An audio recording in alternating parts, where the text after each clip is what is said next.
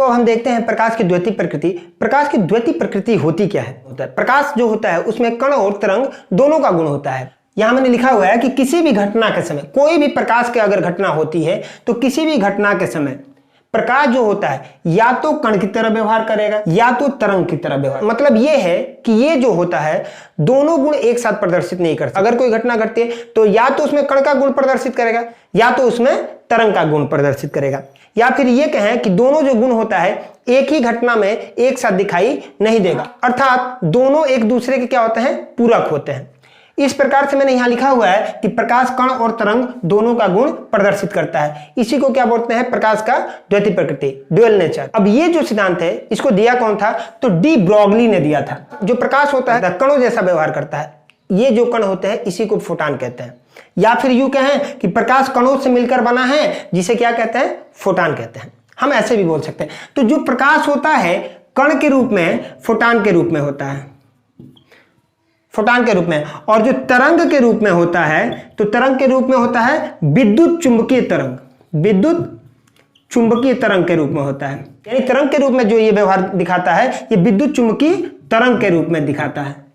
तो अब हम प्रकाश का गुण देखते हैं। यहां मैंने प्रकाश का गुण लिखा हुआ है। प्रकाश के गुणों को मैंने पहले ही लिख लिया है ताकि वीडियो लंबा ना हो। साधारणतः प्रकाश जो होता है सीधी रेखा में चलता है। सीधा चलने का मतलब है प्रकाश हमेशा स्ट्रेट चलता है, सरल रेखा में चलता है। एक चीज और है, आपको माइंड में ये आएगा कि प्रकाश अगर सीधा चलता है तो फिर मुड़ कैसे जाता है? जैसे यहां आता है और सीधा चल रहा है तो मुड़ कैसे? तो ये एक प्रकाश का अलग गुण है।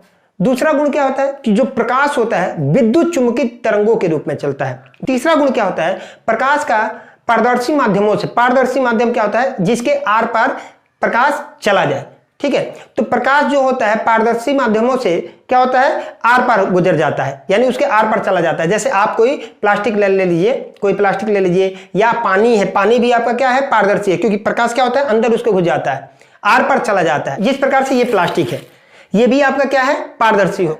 तो प्रकाश पारदर्शी माध्यमों से आर पार गुजर जाता है, अर्थात ये भी कह सकते हैं कि प्रकाश का पारदर्शी माध्यमों से अपवर्तन होता है। अपवर्तन परावर्तन क्या होता है आगे हम पढ़ेंगे। ठीक है, तथा अपारदर्शी माध्यम, अपारदर्शी माध्यम क्या होता है? जैसे आपका ये मार्कर है, जैसे ये है दीवार है, ये बोर्ड है, ये सब क्या है? अपारदर्शी है, क्योंकि प्रकाश इसके आर पार नहीं जा सकता है।